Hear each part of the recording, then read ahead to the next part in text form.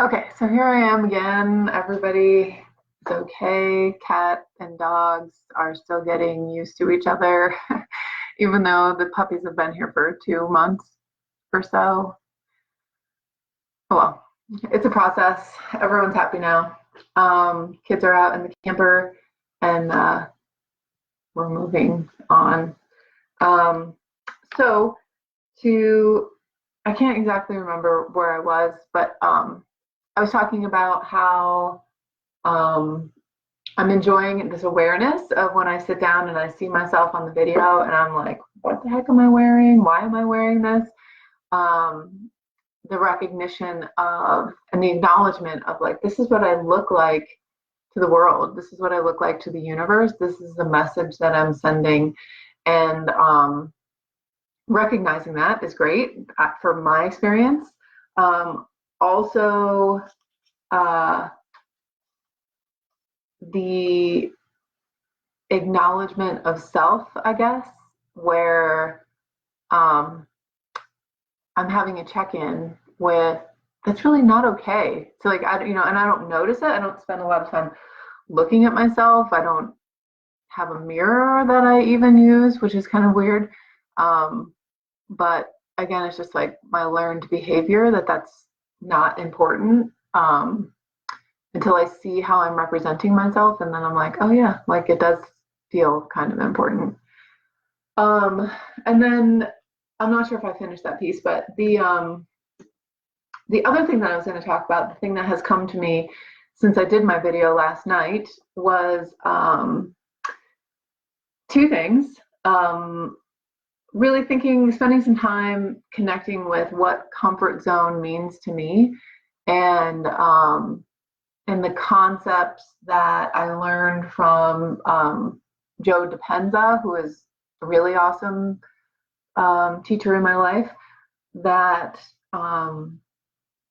when we have an experience and if we can predict the outcome, what's really happening is that we're living in the past. We're taking what's happened to us in the past and we're projecting it into now or into the future, and we're not actually experiencing the event.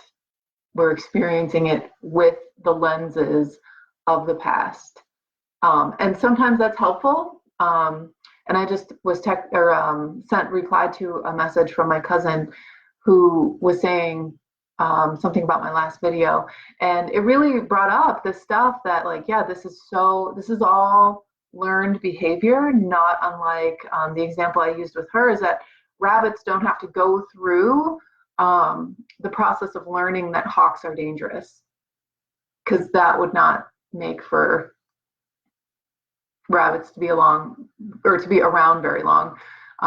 But some rabbit had a very bad day experiencing something happen to another rabbit, where they were able to recognize that is my species, that thing looks like me, that thing was my child, that thing just made a baby with me or something, I don't know. But they were able to recognize that's a rabbit just like me, and a hawk came and something happened to it, ate it, took it away, something.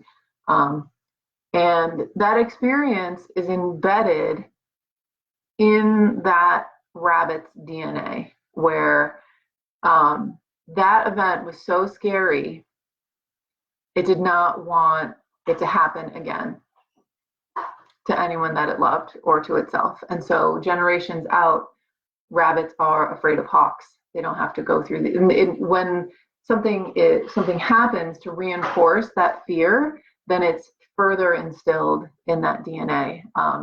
That is Bruce Lipton's work. He really believes that we are products of our environment. And with me, I love science. 2 feet in science world, 2 feet in spirit world. And somehow it all works out. That's how it is for me.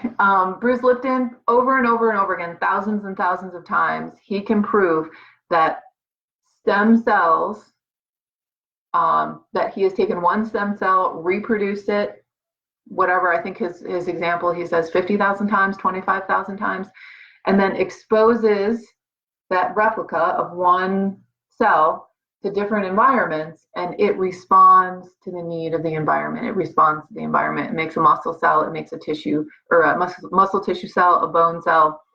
And then he takes that further into his whole belief around genetics and things. But anyway, I believe in that. And I believe in all the experiments that have been done with on the lines of fear, inducing fear. So a rat sees a picture of a cherry blossom and gets an electric shock, and then and so then it's afraid of cherry blossoms, and then it goes on with the rest of its life. And it's been tracked that 3 generations out, those rat babies from that rat mama are afraid of cherry blossoms because of her experience. They were not exposed to the shock with the cherry blossoms. It's really, really cool. And I feel bad for the rats, but I'm glad that it's not any worse than what it was, just to acknowledge that. And so to get back to kind of pull all those things together, when I was thinking about my comfort zone, I was reminded that, that's our safe place. That's our, thing that we know what the outcome is. We've had good outcomes in our past, and we can apply that knowledge to now or in the future. And so we develop patterns of comfort zones based on those experiences, which is, it is good to I like doing this, so I'm going to keep doing this. That's great. But when we want something to change, we have to sort of change the ingredients. And I think it's healthy to check in about what is creating the fears and keeping us from doing things outside of our comfort zone. Are they based on fact? Are they based on opinion? Are they based on one opinion? Are they based on someone else's opinion? And it was, I don't know, it's been really interesting to think about that. And so that's what I've been doing since last night's video. And then one last thing, this video is getting a little bit long, but I am going to say one last thing. I think it just actually like flew out of my mind, and Teresa is watching, so like she totally understands my memory glitches. And I think it's for another day, because I don't know. It was like, talk about this, and then now it's gone. So that's my video for today. A couple things that have come up and a couple things to take away, to work on. And I'll be back tomorrow for more time for me. Thank you for watching.